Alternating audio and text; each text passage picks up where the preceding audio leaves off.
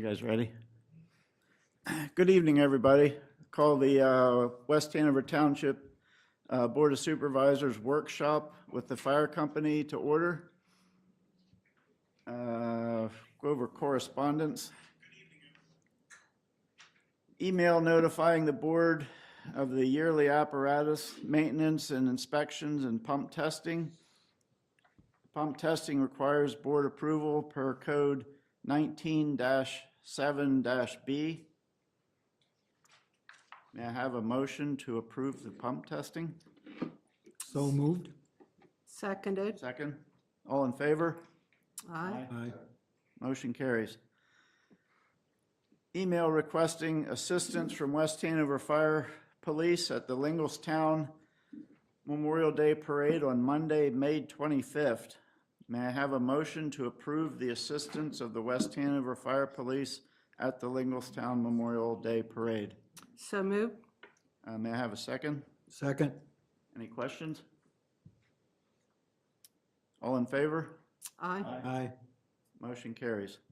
The first public comment, please state your name and address for the record. We ask that if you would complete the sign-in sheet at the podium with your name, address, and if you'd like to be contacted by the township regarding your comments.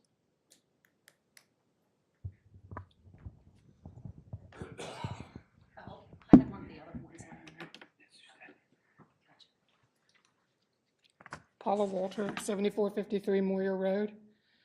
I actually have 3 questions. One, have we been paid for the other township building that was sold on 22 yet? Scott? What's that? I'm sorry. She wants to know if we've been paid for the old township building. I don't know, so we'll get back to you on that one. Okay. Second question, what's the status on the ordinance for the data center draft? It has not come to Planning Commission yet. It's in legal review still. And I need, well, my personal opinion is that we need to explore putting a moratorium in place until the ordinance is complete.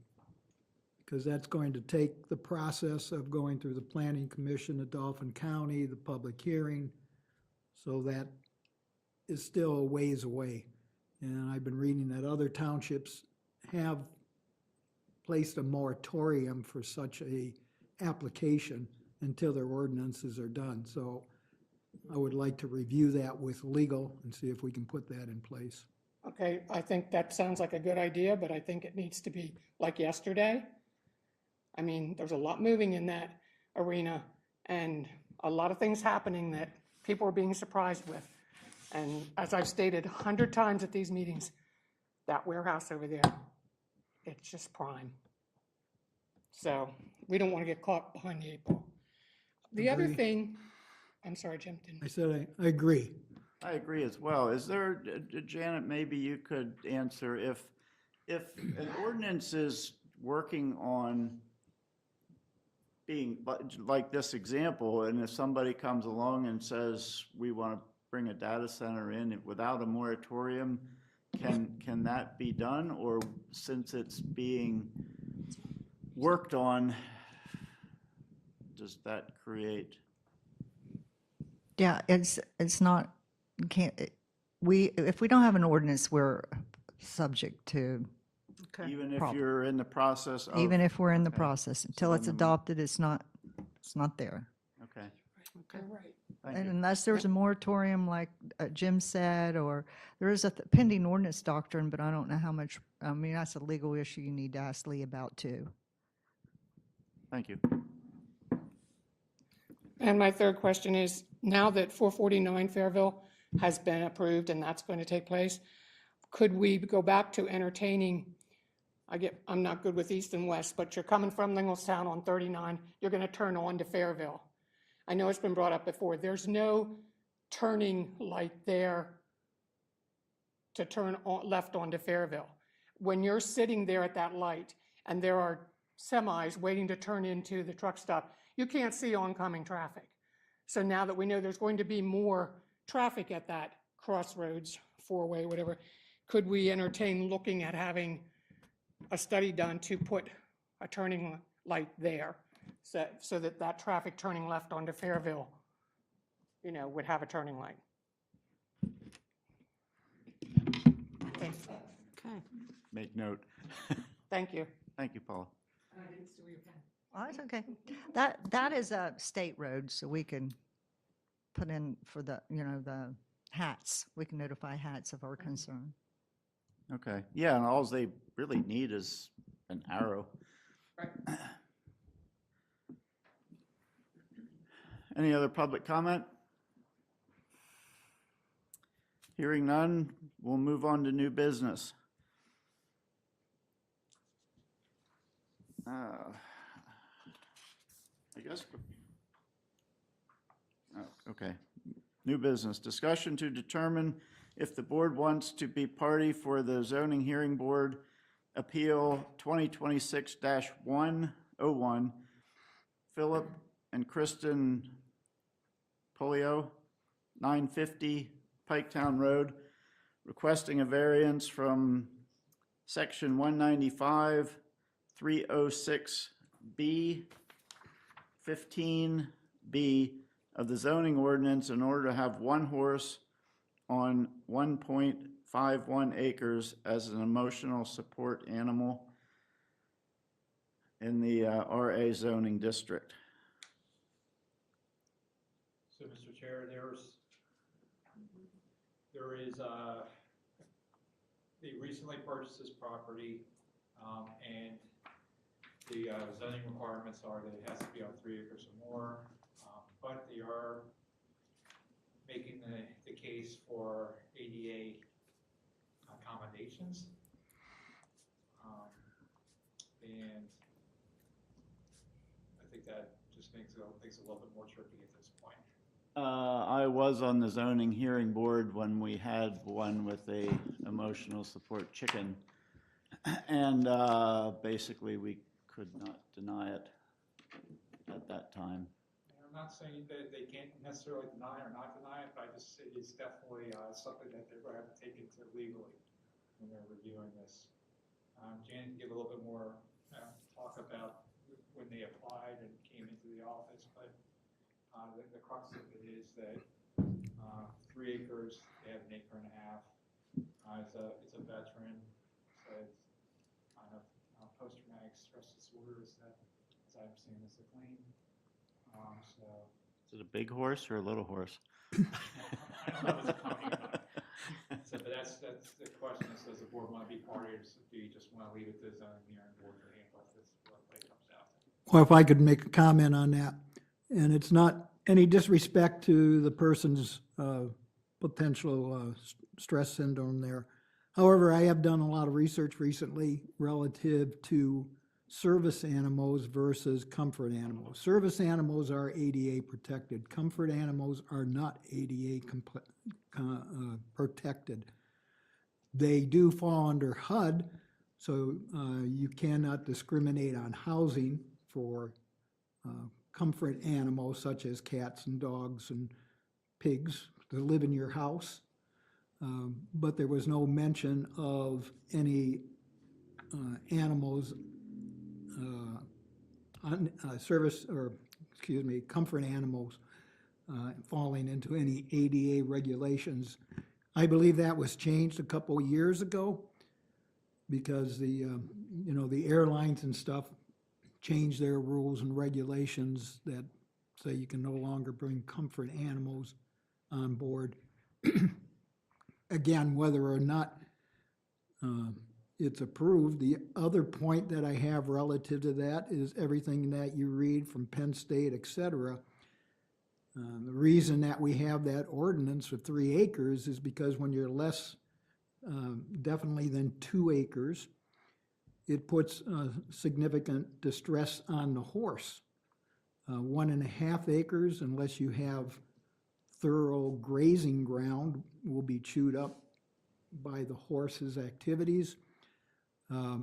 a horse by itself on less than 2 acres could go through a lot of physical discomfort relative to if the land becomes muddy during rain, et cetera. Can cause hoof problems, plus just the fact of the horse loneliness and not having a significant grazing area can cause mental distress on the horse. So here you have a mental distressed person that wants the horse for comfort, and to keep it on 1.5 acres would require intensive activity relative to external feeding and things of that nature. So my concern, again, not wanting to be disrespectful for the person, but also the concern that the animal may go through the same things that the person is, and the two of them together may not get the results that they want. So I'm neither for nor against it, but again, things have changed relative, I think, to the chicken time. And comfort animals are not protected by ADA anymore. Do we know if they currently have a horse? Or the horse? I don't know about that. I believe they just purchased property. Oh, they just purchased it? Because I know the ranch that's beside them is for sale, and I didn't know if it was someone that was there and they had a horse, and being that property next to them is for sale, that now they got to try to find another option. I was just curious. Yeah, that property next to it used to be a vet service, and they have 14 acres, they have outbuildings, et cetera. So it would be possible that it could be amenable that he would put his horse up there. And also, I should mention that it is a mini horse that the person is potentially purchasing for the comfort, that you do not need the 2 acres for a mini horse. So that could also change the situation. And yes, that property is available for sale next door. I mean, I guess we're just voting on needing a representative. We want representation at the zoning board, so I guess we're kind of talking about, well, we don't really need. Yeah, this could all be brought up at the hearing next Yeah. week, so. Yeah, nevertheless. Yeah, if, I mean, I'm just gonna make the motion that the board does not want to be a party for appeal 2026-1, and let the zoning hearing board work it out for themselves if they can.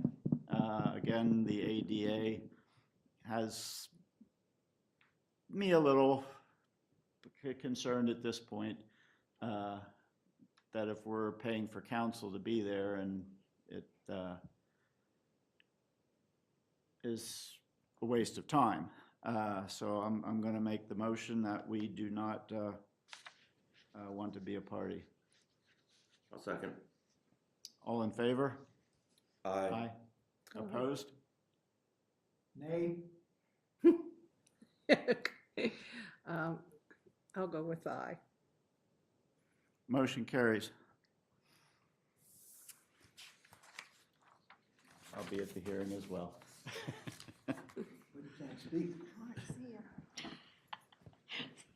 Okay, on to the group in the room, the fire company. So I'll just listen and you guys speak. All right. Thank you for entertaining us tonight in the workshop. So really, we've been to a couple of these workshops, several of these workshops before. I was under previous manager. So I thought it'd be reasonable there are some updates we want to give tonight, but I thought part of it would be reasonable just to kind of reset the conversation with the township, the new manager, and just kind of have an open dialogue about, what the fire company has been, what we've been up to, what kind of our needs are, and, I guess answer any questions that the board has in reference to previous operations and Scott's questions if he has any. So, with all of that said, do have a couple other agenda items. My thought is, to be respectful for everybody's time, we'll try to keep this to an hour, hour and a quarter. If we do run a little bit longer, that's fine, but I know in the past we've gotten dirty looks for being long-winded. So we want to keep that in mind as we go forward.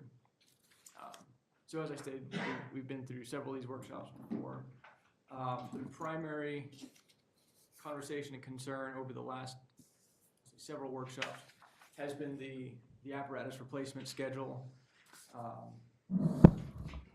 say apparatus replacement is still one of our primary concerns. We do have an aging fleet, so that's one of the items we'd like to talk about. Honestly, I guess my question, Scott, to you is there anything that you, because we haven't had these conversations with you, is there any information you're looking for just to kind of come up to speed on what we've been doing or anything? No, not at this point. I mean, just realistically, it's the same story pretty much for every fire company. The two issues are equipment and volunteers.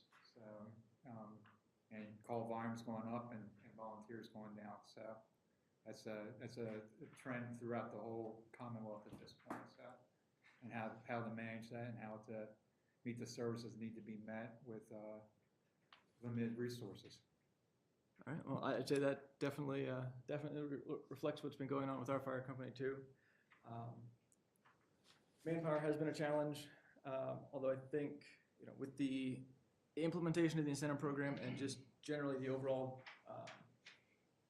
dynamics in our particular township, I think that when you look at our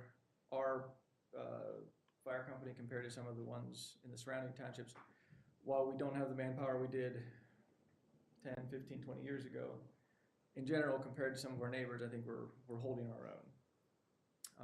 One of the things we've seen. Which neighbors, What's that? which neighbors in particular? Well, I mean, any given day, all of them, actually something that might have come up later was, we were talking that, South Hanover, we used to rely on them quite a bit more for mutual aid. Any given call, we found that we really, for the most part, cannot rely on them for interior firefighters. We might get an engine or a tanker from them and an operator to staff that. There might be some exterior firefighters, but it really is questionable any given day whether we're getting qualified interior firefighters from them if we were at a structure fire or something like that. Did you want to speak to something, Matt? Yeah, I would say that it's a challenge from all our surrounding municipalities with the exception of Lower Paxton. Lower Paxton's, not brimming with manpower, but they've stabilized their situation with their career folks. So, Well, they're fully staffed now, correct? no, they're not fully staffed. They only have 8 career firefighters today, right now. They're working to hire another 12, and then they're planning to do, another 10 the following year. So, they're far from fully staffed, but they manage with those career folks they've had or they've gotten. They've managed to stabilize their situation. So I would say, on a daily basis between the their full-time career folks and the incentives that they provided their volunteers, they're fairly stable at this point. They have plans to further that. So I'm really not concerned about mutual aid from them. It's basically everybody else but them. We generally don't ask for a lot of mutual aid from Middle Paxton Township simply because their station is located north of Dauphin Borough. So it takes quite a while. While they are a neighboring township, it does take their apparatus and folks a while to get down to this area. So the rest of our mutual aid partners are generally going to be East and South Hanover townships, Hummelstown, Hershey, Palmyra has been a recent addition. Not that we've made changes, but as Lower Paxton had some staffing issues and some apparatus issues, Palmyra was providing ladder truck service to our township on I'll say a more regular basis than they had been. So we definitely utilize people from quite a distance. Folks might believe for mutual aid to get the manpower required to handle structure fires and such. Most so people understand most accidents, I'll say, and other smaller emergencies are generally handled by our folks in our township without mutual aid. But generally, anytime we have a structure fire, something that's larger than like an outbuilding is going to require probably the response of, not only our fire company, but usually 5 to 6 other departments providing mutual aid to get sufficient manpower. And that's not unique to West Hanover. That's pretty much the standard across Dauphin County at this point. Does that kind of answer things? I think that. I mean, is Hershey paid? Hershey is not. Currently, the career departments in Dauphin County are Harrisburg City, both departments at Harrisburg International Airport, both the airport and the Air Guard,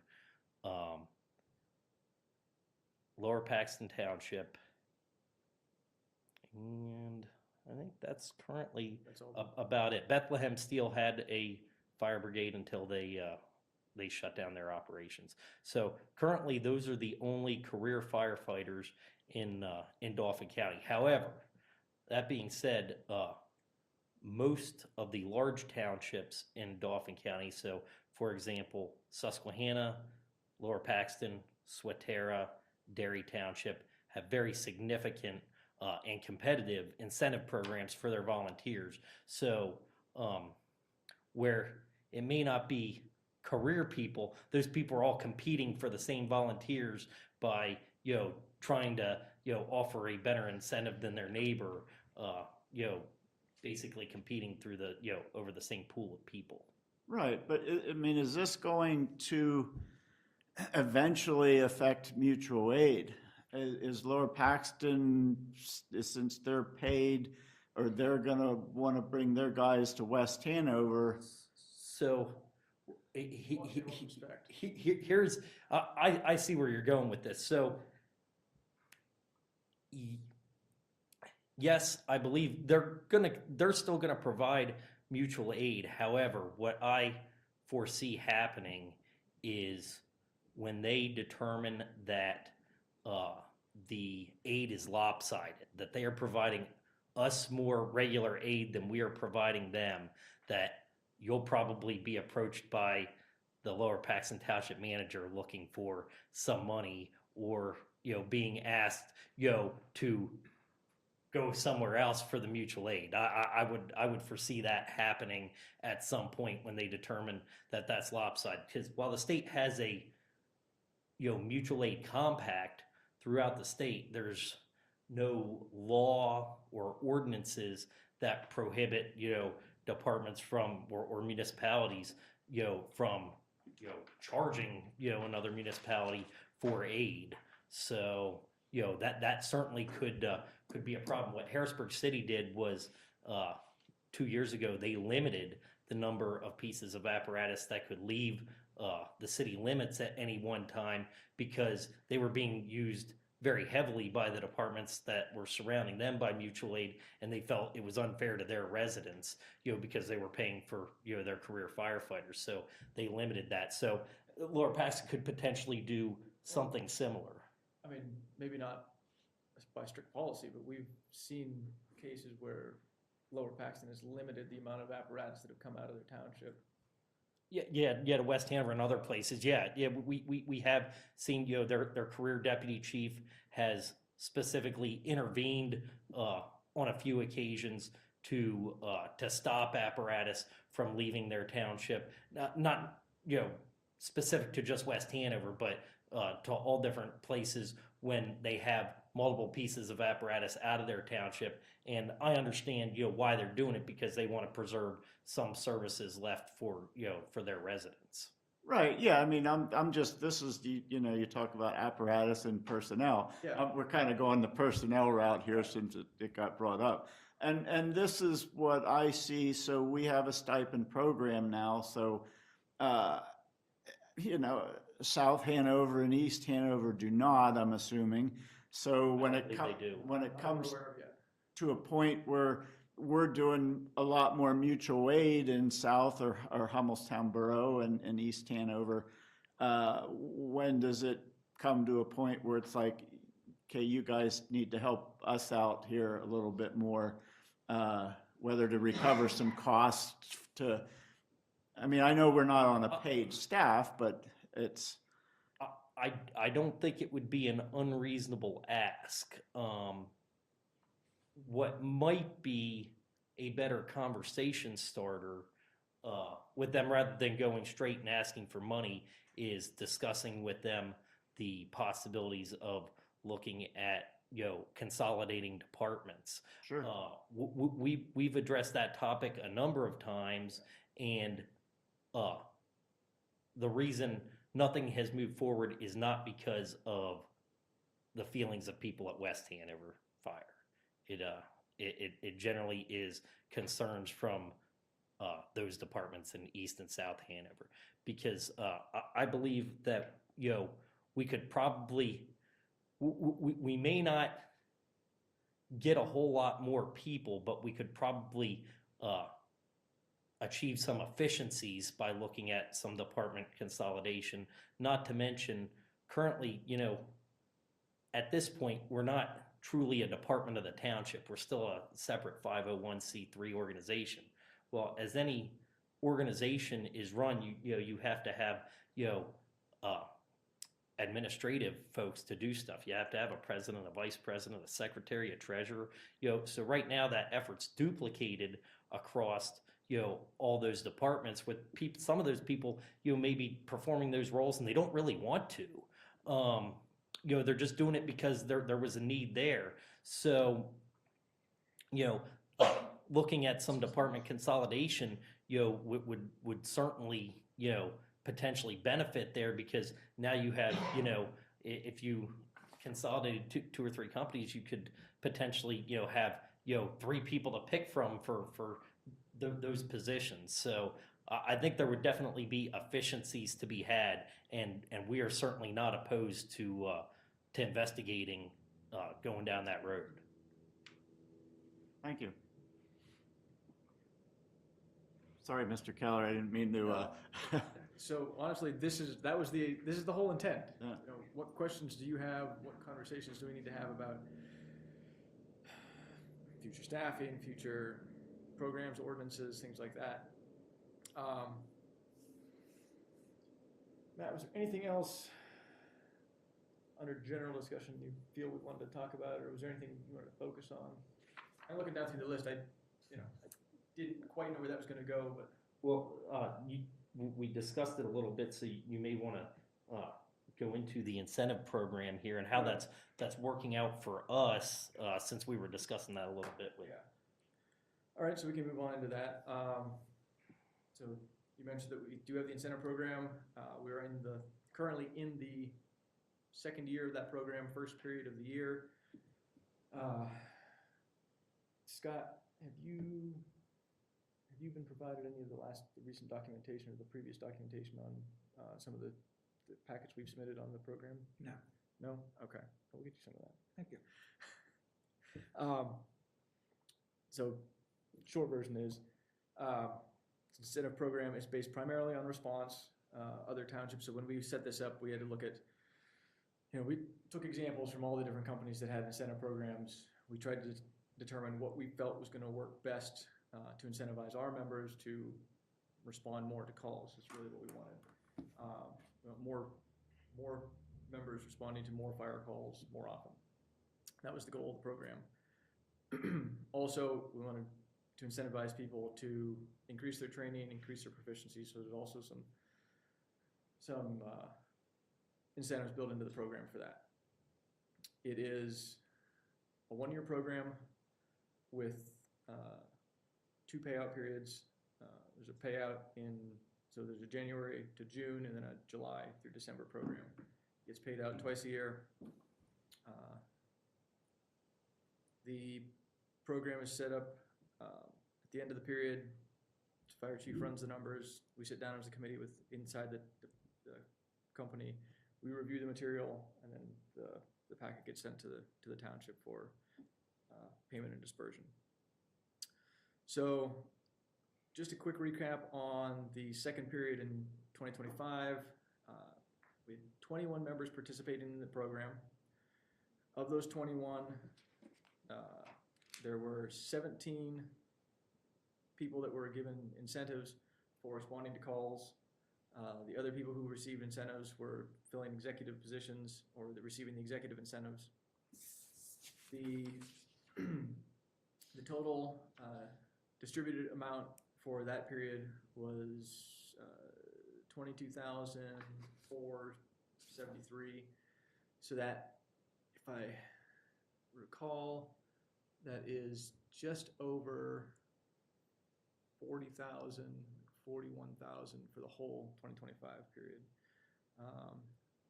Forgive me, I don't recall exactly what we had budgeted for that. Kyle, do you remember what the total? 70,000 was the total annual budget for last year. So the numbers, I don't have the numbers for the first period in front of me, but the numbers in responses and participation saw a slight uptick, not a dramatic uptick from period 1 to period 2. But overall, generally pleased. Our response numbers didn't go down, our participation didn't go down, so we'll take that as an even okay. Some of the changes, so we're into the first period of the 2026 year. We didn't really make any changes coming out of 2025. We said, I think the last time we spoke in October, we said so either early 26 or middle of 26, we're going to look at making some adjustments to the incentive program. So we have been kicking around a few of those internally to the fire company. I do think for the second period of 2026, we're going to look to add an incentive to get more duty drivers sleeping in the station. So in addition to our live-in program, we have a duty driver program. So certain nights of a week, we have drivers on station to help respond quicker, make sure that when we have live-ins there, that the live-ins can get out in a more efficient manner. So we do have some drivers on station right now. We don't have all of the nights of the week covered. We'd like to get some more nights of the week covered. So we're hoping that if we add an incentive for the drivers to stay on, that we can get more participation in that program. Currently, we have 3 people committed to the program.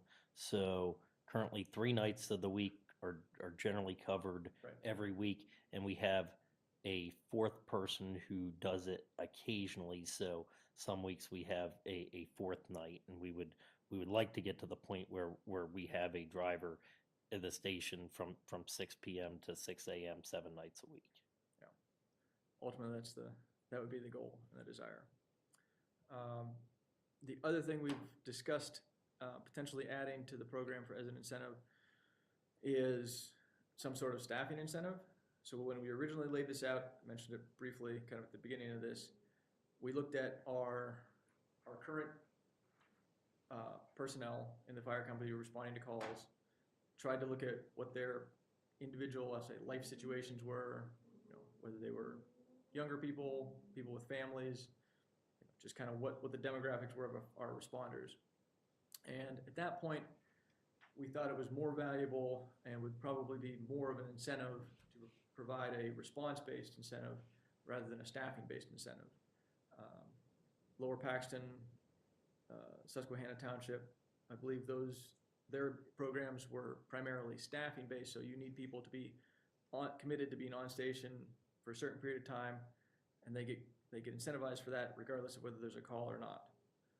Our thought process originally was, well, we know people have families, they're busy, they've got life outside the fire company, although not much sometimes. If we can get them to come to the station quicker or more reliably, we're less concerned with having them sitting on station. Our response times are generally pretty good, even with people coming from home. So that wasn't our main concern. Looking at all of that, we are considering adding a staffing incentive because we do realize that there are maybe younger people who live slightly outside of a response time, a quick response time to the station, and that potentially a staffing incentive could persuade them to spend some more time at the station in case we do get a call, because depending on where they live, they wouldn't otherwise be responding because it's not efficient generally. Yeah, I mean, the other thing is, well, I would say, generally speaking, within Dauphin County, our response times for home responders is not unreasonable. We do see a significant difference based on the response times from people around us that have either staffing incentives or career staff stations. Like, an example I will give is at a recent fire in East Hanover Township. So, we're going east of us. One of Lower Paxton's Which is the barn fire right yeah, out in a Jonestown. piece of apparatus was the first on scene, even previous to us. And so they had to travel through Lower Paxton, through the entire West Hanover Township and into East Hanover Township. And the reason they were able to do that was because that crew was staffed on station. The difference being was, from West Hanover, is our crews were coming from home to the station. So it certainly, can make a big difference. They just, briefly got there before us, but they covered a whole lot more ground than we did, to get to the same place. So, whereas in that specific case, there probably wasn't a whole lot of benefit to the person whose building was on fire because of the progression of the fire. Certainly for, a fire in the incipient stage, at the beginning stage of the fire, or somebody with a medical emergency, that time would have made a huge difference. So understanding, the time that can be saved by having people staffing the station, it can make a big difference. So ultimately, the reason we want to do that is for the betterment of the township residents, to enable quicker response times. Because even, well, like I said, our response times fall in line with the other departments in Dauphin County. They fall well short of the response times even for volunteer departments set out by NFPA 1720. So NFPA has two standards, 1710, which covers career fire departments, and 1720, which covers volunteer departments. Well, our response times and staffing numbers, even with our mutual aid departments getting there, still falls woefully short of the NFPA 1720. So while I realize that, there's probably very little chance that we're ever going to get, that perfectly on the mark, it would certainly be nice to be able to increase our capability to get closer to meeting that standard. Pretty much, So how are you for daytime calls? any given day. So yeah, our manpower varies. Chief Smedley is retired and lives in the township, so he's generally around during the daytime. Chief Kwasnowski's business is in the township, so he's around during the daytime. But otherwise, during the day, it really depends on who happens to be around. Our staffing could vary, anywhere from 1 or 2 people during daylight hours to 7 or 8. It really depends. It's luck of the draw, really. There's we do have a software program that shows who is in the area, who's staffing the station, that sort of thing. So people try and plan around that as they can, but unfortunately we have very few people that are employed within West Hanover Township that are firefighters. So, we really are a bedroom community. We have, lots of residential, very few businesses. So most of our, members work outside of the township and they leave the township during the day. So I was asking because no daytime staffing is sometimes your most challenging.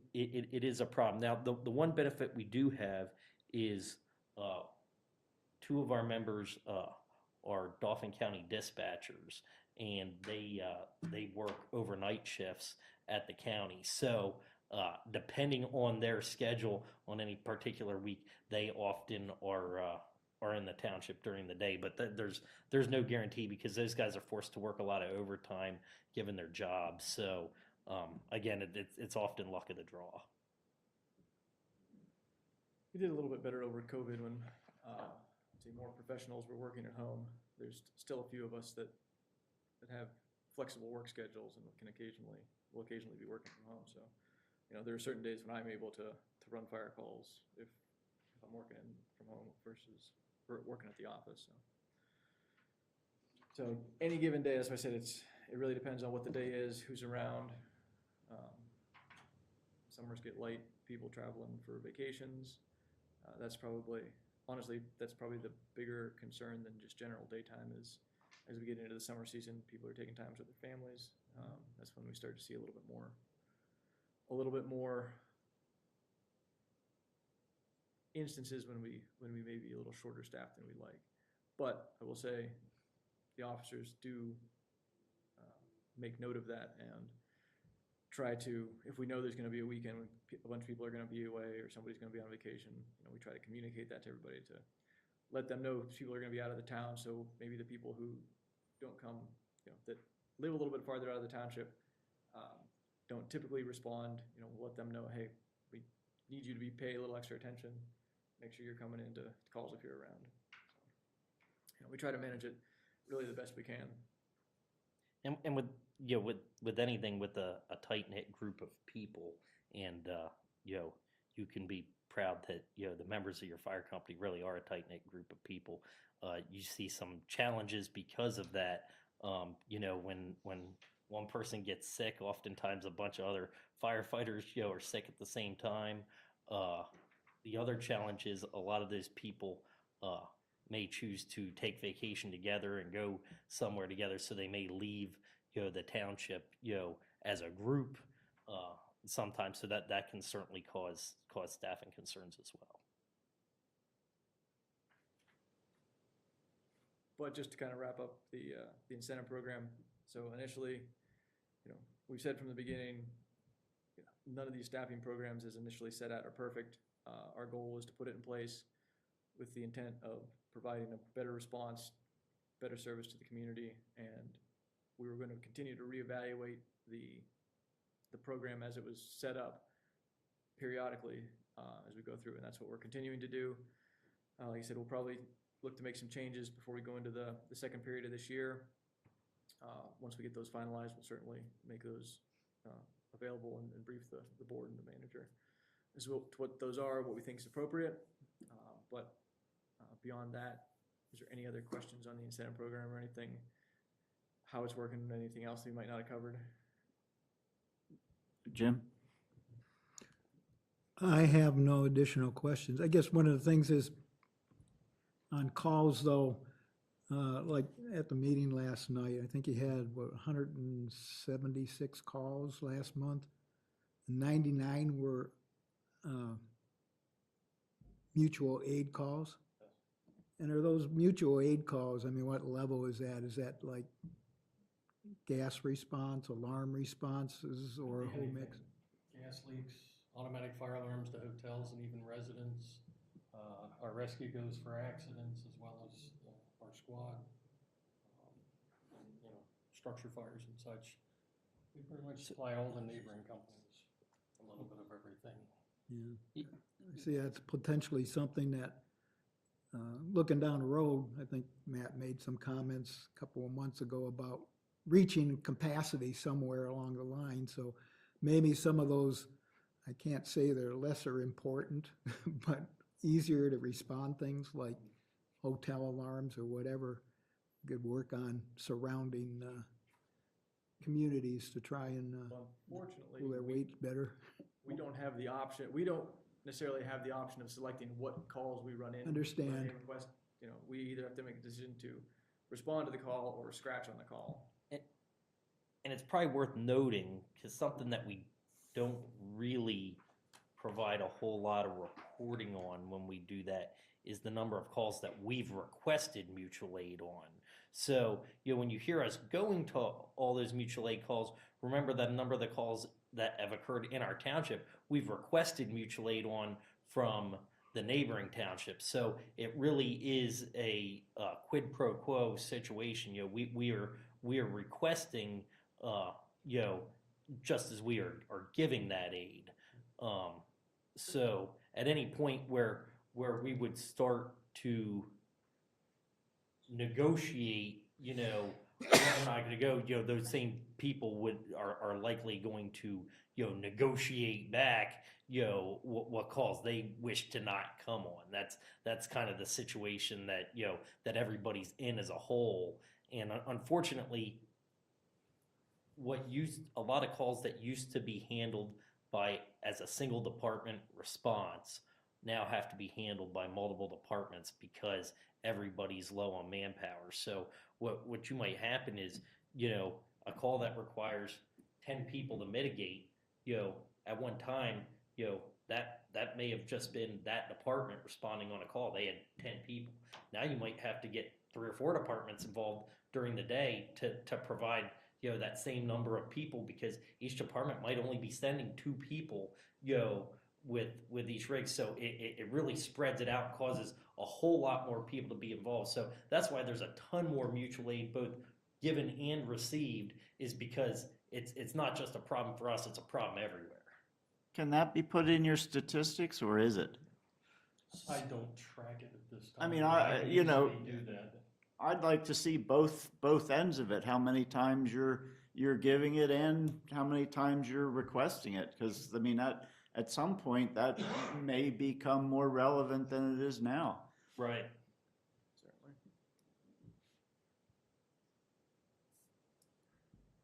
Do you have any comments? Anything else? All right. Well, then let's move the discussion on to apparatus. It seems to be a favorite topic we've hit on, and I still think is very relevant and critical to our operation. So manpower is obviously the one thing that we need when responding to emergencies. Vehicles and apparatus is the other component of what we need to respond to the emergencies. So a couple quick items that I wanted to touch on before we get into the schedule, because I think that's probably where we'll spend the bulk of the time. In the past, we have discussed, or we've mentioned, fire company's desire to sign over the last 2 small vehicles we have to the township. I think we're semi in process on the utility. That's going through licensing, legal. We're trying to get that worked out. Waiting on the dealer. So the utility we purchased last year, township reimbursed us for that cost. Very much appreciate that. So ultimately, that will be signed over when that process with the dealer is complete. The only other vehicle that's currently in the fire company's name is our 99 brush truck. So at some point, we would like to get the paperwork turned over for that. Basically, whenever you want to coordinate that, Be in touch. let me know and we'll make that happen. Mike, we have a trailer as well. We have a trailer as well? Yeah. Fire permit. We don't pay insurance on that, do we? What's that? We don't pay insurance on that, do we? Well, yeah, but it requires registration, so it has, we'd like to We're turn gonna that over so we get that. We're going to discuss a trailer with you as well. I thought was it our executive board? I thought we had a conversation about the township only wanting the vehicles. That's why the only reason I didn't mention that right now. No? My imagination, I apologize. Yeah, it's a trailer. I really could care less, to be honest with you. I don't remember the discussion you're talking about, but Okay. paying the registration. Might be mine then. Yeah, the reason why it would be helpful is because it still requires an annual re-registration. So if it's municipally registered, then that's no longer a concern. It'll have a permanent registration, and we won't have to go through that process. Yeah. Not to mention if, the hope would be that there's never a problem, but if it was involved in an incident, you have a township-owned vehicle towing a fire company-owned vehicle, and it just gets messy for insurance. So it would be just helpful if they were all owned by the same entity, I believe. All right. On to talk a little bit about maintenance. Steve, did you want to speak to just kind of a little bit of I know we're going into the maintenance cycle right now. Stuff's going down to click for repair and service. Can you just give So, I sent an email to Jim, I don't know what was going on. Currently, our large vehicles, the 4 engines and the rescue, are going through their annual maintenance, so state inspection, they get what they call a tip to tail, change the oil, change the filters and different things, go over the entire chassis, grease it and things like that. And then the engines, they will all have the pump test, which is required by Chapter 19 done. And then any maintenance that they find, anything that they find gets repaired while it's down there. Engine 2's down there currently. They found a leaking hydraulic line, and the batteries were about 7 years old and they were spent. So that's the kind of, they go over all that kind of stuff and make repairs while it's there. They always contact us first to make sure, before they just go and do it. But generally, we have them take care of it. So we have the 4 engines going down. Engine 1 and Engine 2, I don't see a lot of maintenance needing to be done on those 2 this round. this cycle? Engine 36, last year they discovered the chassis had some extensive corrosion and stuff on it. And Engine 2 had gone through a repair several years ago, and basically they scrubbed the entire chassis underneath, and then they undercoat the entire thing. There's actually 2 different layers that they put on, and that stops the corrosion and keeps it from coming back, which maintains the chassis for a longer period of time for us. Engine 3, they actually found a body crack in that last year, and it's actually being handled by Pierce as a warranty repair. And then the rescue, we have a crack on the body that they're going to take a look at, and that should also be under warranty. So it's takes about a week for each piece to be down there. So this is where the reserve engine kind of fits. Engine's running out of Station 2 right now, and next week Engine 1 will be down there, so it'll be back at Station 1 again. Thank you. Appreciate you submitting that for approval. With the rescue repairs, Engine 36 corrosion repairs, and Engine 3 crack repairs, those apparatus will need to be down there for a longer period of time. They may, depending yes. on the extensiveness of the time needed to make those repairs. So as you mentioned, this cycle, we don't anticipate any major problems. We've done relatively extensive engine work to Engine 1 and Engine 2 in the past few years, barring any significant unforeseen situations. We think we're kind of stable for right now. That said, that gets us kind of into the next topic here is the age of the apparatus and the apparatus replacement cycle. So the one piece of information or the prep work I did provide the board ahead of time was the updated replacement cycle. So the first page in your packet basically shows where everything sits right now, including the smaller vehicles. So you've got, from top down, you've got Engine 36-1, Engine 36-2, which is now family referred to as Squad. You've got Rescue 36-1, you've got Engine 36-3, and then the reserve is Engine 36 at the bottom. You've got the Brush 36-1, that's the 99 that we're talking about turning over to the township. You've got the Chief's vehicle, it's our black Tahoe. We've got the 25 utility, it's the one the township just purchased this past year. And then you've got brush 36.2, which previously was one of our utilities that we put a skid unit on about 2 years ago. Should be brush 36.3. Oh, my apologies. Brush 36.3. I got my numbers wrong. Well, you had a 1, I had a 2. Follow the stations. I thought I changed that actually. I might have changed one of the other things. Anyway, so that's kind of where everything is in their life cycle. The green, so this is for both graphs. Periods in green are based on, for the large apparatus, are based on NFPA recommended service life. So for a frontline engine, NFPA recommends 15 years. For frontline rescue, it's 20 years. For a reserve engine, it is, maybe reserve everything, it's, what's 25, 20 or 25? I think it's 25. 25. So those are kind of the expected lifespans based on NFPA. Now, with good maintenance, generally taking care of our apparatus, we are often able to stretch those out a little bit longer. But with everything, the longer we stretch that out, the more large maintenance issues we have. Case in point, some of the engine issues we had with engine 1 and engine 2 over the last couple of years. All right, so that's just kind of for your own Can I information. interrupt? go So ahead. when you replace, when 36.1 is replaced, Yep. will you use that one as your reserve and then? Probably. So let's flip over So to the next page. Sorry. Continue that.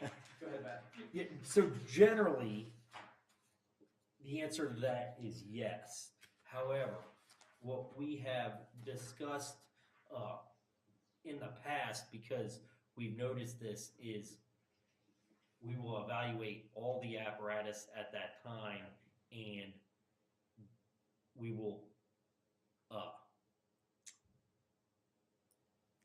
we'll get rid of the apparatus in the worst mechanical condition, because we found previous that the oldest apparatus was not always the apparatus in the worst conditions. So in the case where engine 1 and engine 2, for example, are close in age, if one of them, if we evaluate at that time and found that one of them was significantly deteriorated over the other, we might choose to get rid of the other one, just because that may be the case. And I'm not saying that is, but we would evaluate at that time just to make sure that we're holding on to the apparatus that is truly in the best condition. Thank you. So to continue on that, I think the second graph kind of explains this in a little bit better situation, and also shows some of the things that we're considering. So this is essentially 2 replacement cycles of the large apparatus. So you've got everything on the top half of the sheet is currently what's in the fleet. You've got engine 1, engine 2, the squad, the rescue, and engine 3. Currently, the replacement for engine 1 is on order. We're still anticipating a delivery in 2028. We don't have the exact details of that yet. I think about a year out, they contact us to set up the final, that's when we get an actual schedule date, about a year out, I believe. Yes. And from that point, then we'll know when it's going to be in construction, when we'll need to go for inspections, things like that. But right now, we're still anticipating that in 28. At that point, so with engine 36, our reserve, that's the 90, there's a 2000. That's the white engine, the 2000 that we purchased from Colonial Park. With the first new engine coming in, unless something unforeseen happens to engine 1 or engine 2, that will very much likely be the one that is replaced. It's starting to get pretty tired. We're going through some of the preventative repairs on it, but again, it's getting pretty old and pretty tired. So to answer your question, Eric, which one would replace, what we'd take out of replacement or take out of service next? When we order the next replacement, so when we order the replacement for engine 2, when we receive that one, some years down the road, then we'd have to evaluate whether engine one or engine two, which one's in better condition. So right now, almost certainly engine 36, the current reserve, will come out of service. The next one through the cycle will be a little bit more consideration. We'll look at the condition of the two engines and how they're operating and make that decision from there. So the kind of the point of this showing two cycles, and long before my time, Smed and Matt were involved in it, but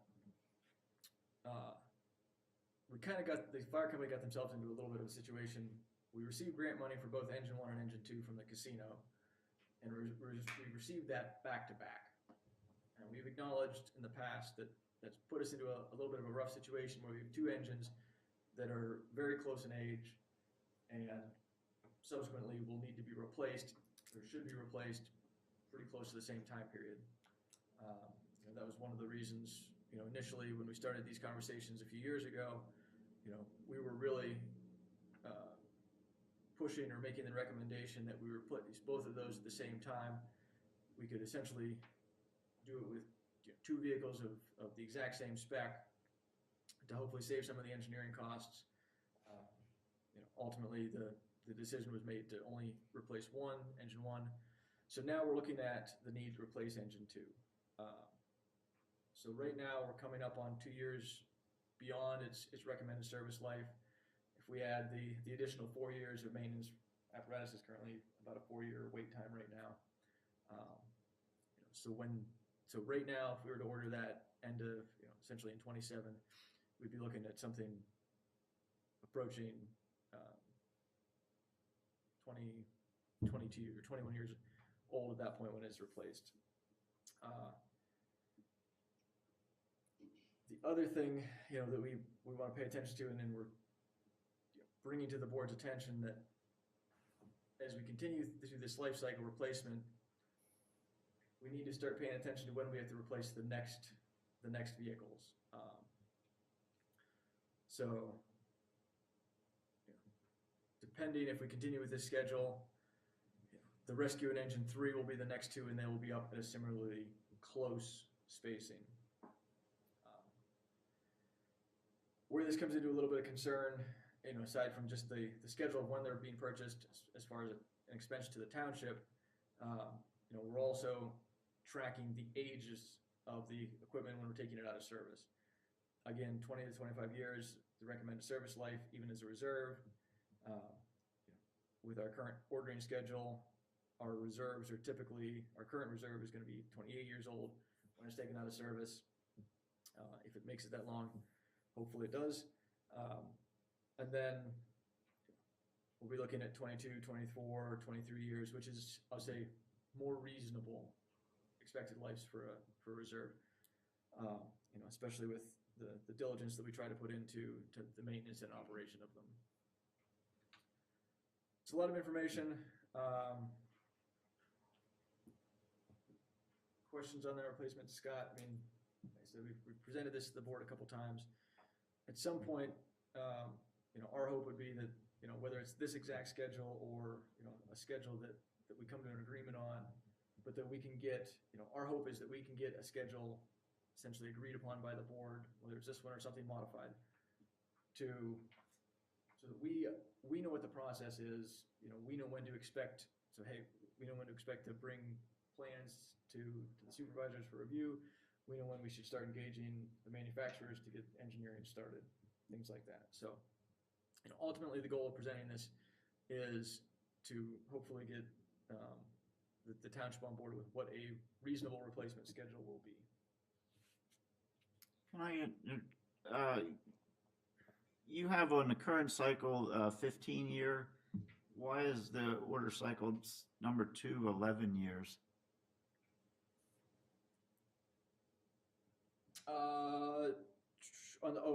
So with that showing, so it's 15, if you look at the green is 15 total.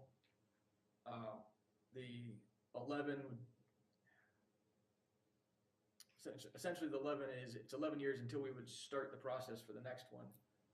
and you have 4 years for engineering. Oh, okay. I should correct that, so thank you for pointing that out. That is a little misleading on why that's 11. It's 15 years for the service life. That's split between time, service life, and then the engineering construction for the next one. Okay. And do you see any increase in production? We've been told that the manufacturers have ramped up production, but additional orders are being placed, and I'm not sure how much you guys have paid attention to the news on this. A number of municipalities are actually suing the fire apparatus manufacturers because they're claiming that they have created a monopoly. What happened a couple years ago was a large holdings company bought out probably about 12 or 13 of the mid-size apparatus manufacturers, and because of that, it has significantly it really had implications for everybody across the board ordering apparatus. That created significant complications. COVID didn't help. That created that started both a backlog as well as a significant price increase of apparatus. But that coupled with that consolidation of all those other apparatus manufacturers has made buying fire apparatus and getting it built and delivered in a reasonable time frame very difficult. So there's been some congressional hearings on it. There's been some lawsuits, but at this point, nobody's seeing much relief in sight. When you say mid-size equipment, what are you talking about? They were mid-sized manufacturers, so I'll say they weren't the biggest manufacturers out there, but they weren't the smallest. So they bought out a lot of the medium-sized apparatus manufacturers. So probably apparatus manufacturers that were churning out, I'll say maybe a couple hundred pieces of apparatus a year, something like that is what they bought out. So the largest, the three largest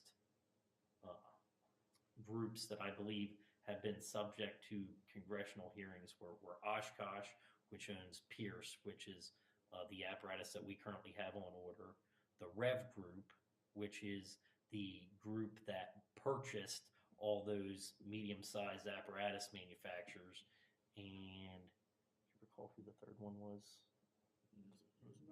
Rosenbauer, yes. Rosenbauer was the third, which we have actually two pieces of Rosenbauer apparatus. We're really not interested in purchasing apparatus made by Rosenbauer again because we had significant problems with that apparatus, and it's actually very surprising to me that they had grown to the point where they were considered, essentially like the third largest manufacturer. But I believe the comments that I read was those three companies account for about 70% of all the fire apparatus made in the U.S. So it's concerning, and I don't really know, what's going to be done to resolve it. Like I said, nobody in the fire service currently really sees any relief in sight from this. So what's the cost for engine one right now? What's the number coming in at? 20.25, I believe it is. 1.25 million? So the and there's kind of a caveat to that, is depending on the rate of inflation between the time it was ordered and the time they begin production of that piece of apparatus, depends on whether or not we would be on the hook for any inflated costs. So you have an inflation escalator built into the contract? Correct, and if it falls below what I'd have to go back and look and see what that percentage was in the contract. If it falls below that, they will eat the difference. If it ends up above that, then we're responsible. And the contract, I believe, they outline what that is, and it gives us essentially an out at that point if say, hey, look, we just can't afford this because of the increased cost, the township could then, walk away from it. Less their down payment, I would assume. What's that? Less the down payment. Don't know. I'm not sure. I don't know if, I don't honestly know. I would say the biggest loss in all of that would Be the law, having to, schedule time though. Yeah. Losing right, 4 years having to of start over again. schedule time.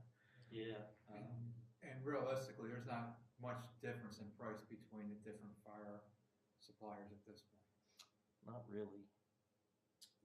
No, and when you start looking at the quality, it's the quality compared to, what we expect, what we're looking for the apparatus, how long we're keeping it. If we were in a slightly different position where the township was, potentially on a lease situation where we were only running these for 7 or 10 years perhaps, then we could certainly entertain say a lower quality piece of equipment, knowing that we're going to turn it over faster. So we're not going to be running it out to the end of its lifespan. But when we're looking at running an engine for 20 to 25 years, in the long run, that extra quality you're paying for up front helps ensure that it's still in service 25 years from now. Case in point would be engine 36, which is a Pierce 2000. There have been some back and forth discussions of, probably not right now, but a year or two ago, whether that was going to be the first engine out of service or if engine 1 was potentially going to be the engine out of service first. So, paying for that quality up front does, I think, pay dividends in the long run when you're looking out 25 years.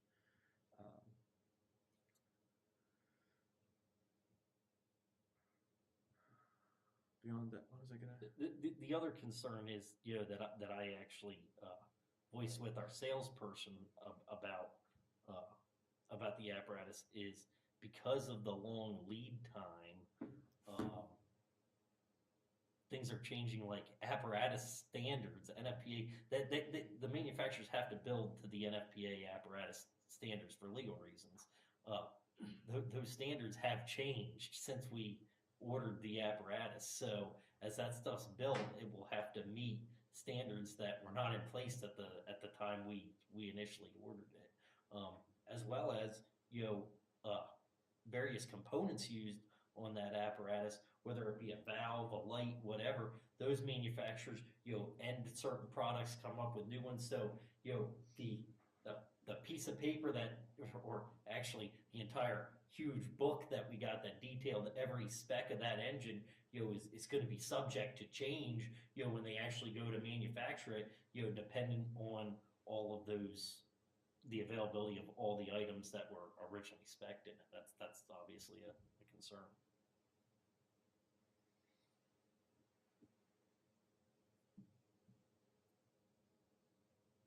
But we're not alone in this. I mean, everybody else is dealing with the exact same problem. So The company that bought them out, where are they located at? the Rev Group that bought all those Yeah, I think they're headquartered in New York City, I believe. New York, okay. But I mean, that's not where they manufacture. It is just an investments and holding company that bought all those companies out. So a lot of them are still manufactured in the same place that they were prior to being bought out. But now they're all just owned by the same group, which is helped to mess with production schedules, supply and demand with that, which is obviously why there's been some congressional hearings regarding antitrust and that sort of thing. With this, if you're interested, you can look up the hearings. They brought in representatives from all those manufacturers, kind of yelled at them a little bit, but it didn't appear to me that it really had any teeth, that they really got any traction. They kind of gave them a bunch of grief and sent them on their way. Said they were unhappy with them, but at the end of the day, it didn't seem to me like it was going to change the outcome in any way. Thank you. So, beyond that, we still really feel there's a significant in order to maintain the same service we're providing to the township residents and to the community. We feel like there is a need to sooner rather than later order a second replacement engine. Ultimately, we'd also like to get some consensus on what a reasonable schedule moving forward is. Scott, in the past, we provided Mike with data, information, other stuff to kind of document and justify the needs. So I would ask that of you, like, let me know what information you need, what you need to keep this process moving forward. The longer we put off ordering that second piece of apparatus, that second replacement engine, the more uncertainty there is with how the fleet is going to be able to continue responding. Given the age of Engine 1 and Engine 2, we also feel that it's critically necessary to maintain a reserve engine. If those were younger engines, maybe reserve wouldn't be quite as necessary, but as we've seen on calls, any given day, we could have done the maintenance and the checks the weekend before or the week before, but you don't know when something's not going to start. You don't know when a pump's not going to work. Despite our efforts to keep up on maintenance, go through the preventative. So that's why I feel it is really critical, given the age of everything, to maintain the reserve in addition to the 3 frontline engines. So, Case in point on the reserve, I was looking at the limited information that I had, and we're going to work on better tracking this, but the reserve was standing in for one of the frontline apparatus for the number of days I counted were 115 days last year. So that's essentially a third of the year that reserve was standing in for one of the other pieces of apparatus that were out of service because of maintenance.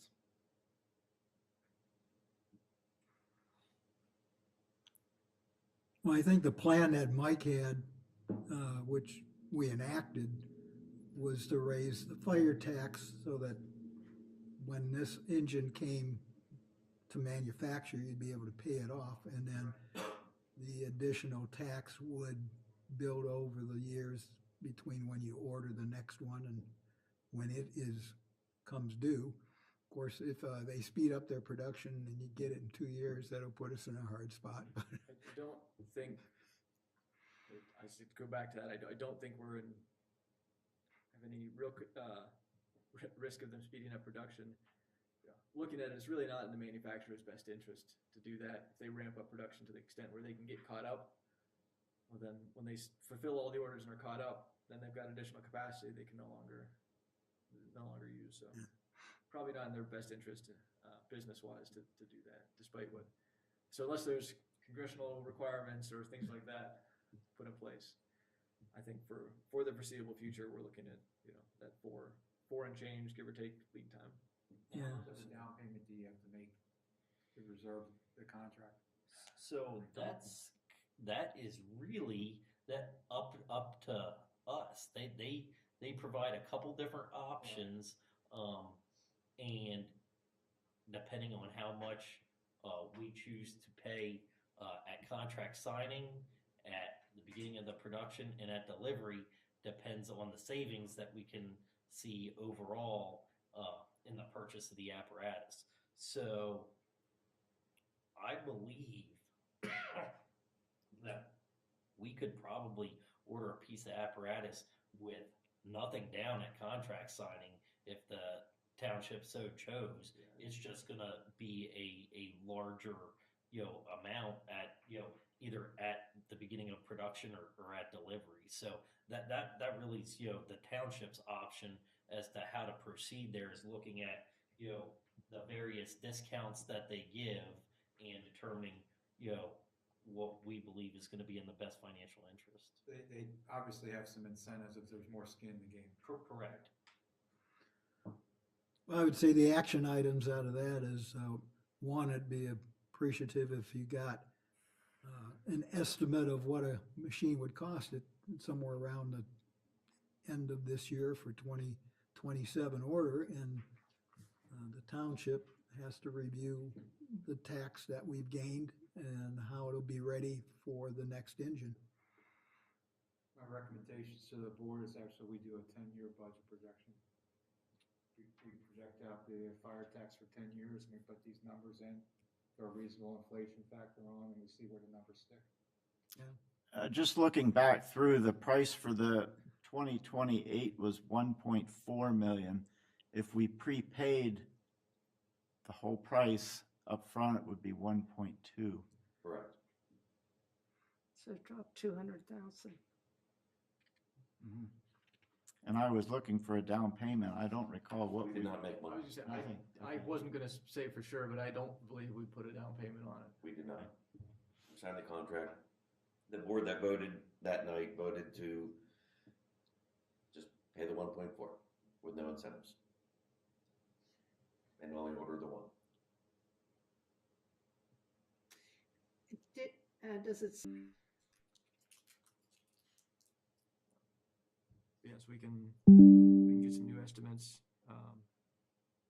based on what we say, pretty much based on the spec we currently have for engine one. Could get a similar update for that. You just see some extra we're projecting, just project out 10 years for Yeah. the fire tax, and we can Look at the usually equipment assume cycle. a pretty reasonable growth rate for property tax items. It's not as high as inflation. You can assume some growth from property tax, and you can also obviously take into account the inflation factor that's been going on for the last couple of years, and just see where the numbers stand after projecting out. Scott, I was looking at one of your sheets here, and you have year-to-date, the revenue for the fire tax account. Yep. Is that, for this year, the 492, is that what we're pretty much gonna get per year? Each year, you're gonna see just a slight increase Right. as new properties come on Sure. board. That's the growth I'm talking about, but usually your property taxes are pretty stable. Right. I was just trying to get like a good number of what we bumped up to versus what we're at the old tax rate. I think right now, with the monies that came in, and the interest rate, assuming interest rates all stay the same or maybe drop a little bit over time, you're looking at roughly probably next year $2.5 million coming in between taxes and interest, be conservative. What was that raised to? 1.5? The millage, Or 0.135 or something like that, 0.0135 or, It's a doubling of what you had from the previous Yeah. year. And what's the maximum we can? is it 3? That I'll have to look up. It's 3. 3 was what stuck in my head. 3 is what's sticking in my head too. Thank you. Yeah, so I think we pretty much, we doubled what we were at, but we were still, I think, about half of what max is. I think that was one of the things at the PSATs, one of the things to vote on is raising the tax limit. Correct. I think it passed, at least PSATs. Doesn't mean it passed the state. It did. I could be wrong though. Or there's not too many options right now at this point, so unfortunately, property tax really is the only way to raise most of the revenue.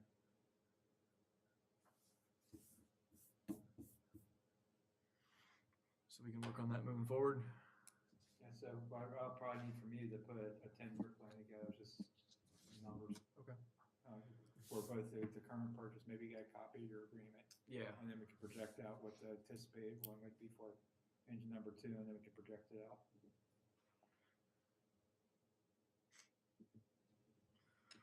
All right.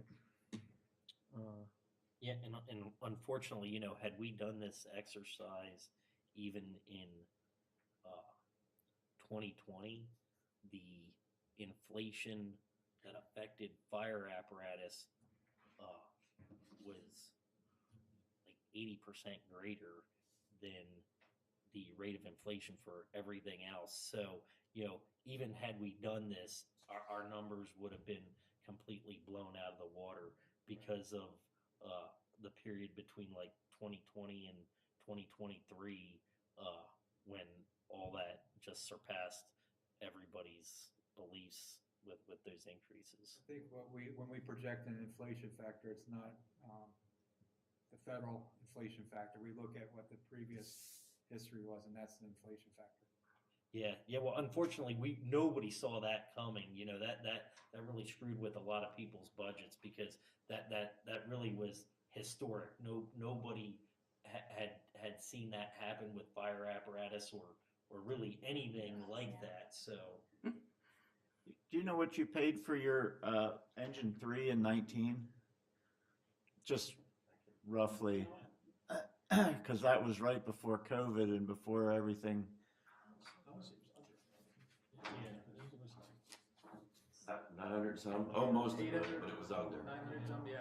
Oh, okay, okay. Hey, Scott, I have a copy unsigned of the agreement if you want it, that has the price, the CoStar's price purchase agreement if you want, I can forward it to you.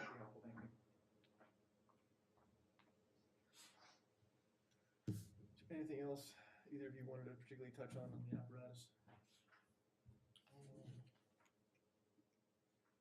I think we beat that up pretty good. Okay.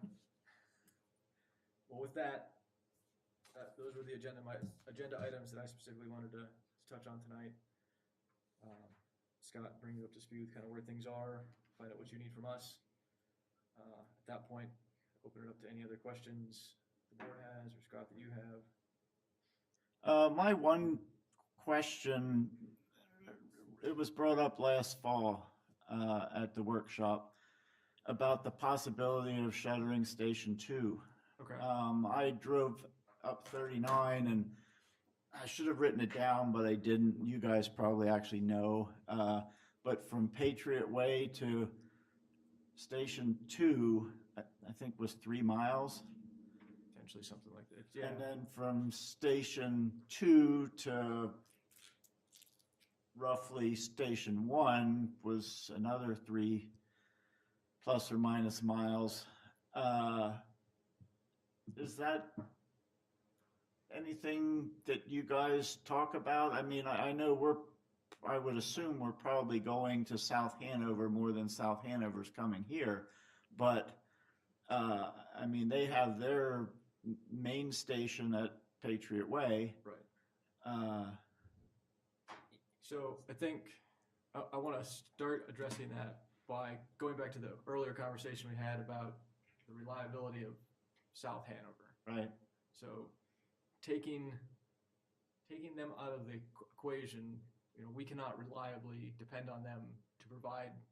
So despite that station being there and there being apparatus at the Patriot Way South Hanover station, we're not reliably getting a response from that station into our township. So basically, you're kind of keeping that station for South Hanover. Well, no, Okay. no, we're keeping that station for the south end of our township. Yeah. There are responses from that station into South Hanover, Right. but there's also responses from Station 1 into South Hanover. So the responses into South Hanover aren't necessarily going to change depending on that station. What will change if that station were to go away is our ability to respond quickly to the south end of our township. If West Hanover Township had a career staff, 100% career, and they were staffing at Station 1, the need for that station would probably be less or maybe non-existent. But because of our manpower isn't staffed at a station, our manpower is spread out throughout the township. Having a station on the south end of the township allows us to more quickly respond to calls that are on the south end of the township. Any given call comes in any given day, typically we're going to have at least one person going towards that station to get engine 2 out. But depending on what the call is, you might have 2 or 3 other people making a decision and saying, okay, well, there's a structure fire in the southern part of the township. I'm going to go to Station 2 to make sure I'm on that first piece rather than driving the opposite direction from the call to get a piece out of Station 1. So it really, the way our stations, while Station 2 and Station 3 are both at the outer extents of our township, they're at the outer extents of our township to provide service to those southern and northern ends. Again, yes, I acknowledge that we do provide aid to South Hanover probably more than they provide to us, but looking at the long-term service of that station, the consideration really needs to be our response to the township. You know, I would take South Hanover out of that equation. We can't rely on them. And we would not be interested in maintaining that station specifically to provide service into South Hanover. The need of that station is to provide quicker service to the south end of our township. Could this be discussed? I mean, if your incentive program starts to increase and your staffing incentive, I'm assuming if you do more with a staffing incentive, it's going to be at Station 1. Could that be further discussed at that time if you have more staff at Station 1 more regularly? Because there you could bring, I mean, that engine into Station 1. I mean, I'm just throwing hand grenades is really all I'm doing, and I'm just, those are just questions that I have, a way of cutting costs.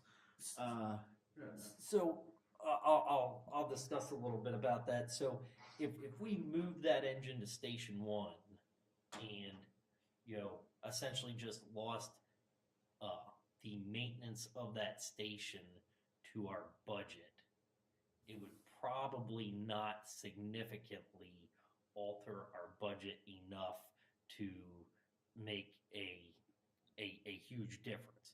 If you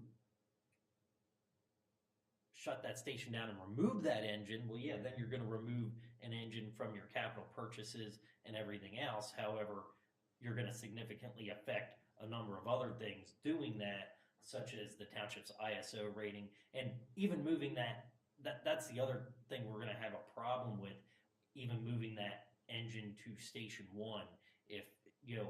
If we were doing it on a, you know, as needed basis or something like that for staffing, that would be one thing. But the second that we say that engine's permanent home would now be at Station 1, when we get an ISO rating, a lot of it depends on where that apparatus is and what proximity, you know, to the township. And water's a big factor because, you know, the municipal water supply, in our case, PA Americans, provides a significant amount towards our ISO rating.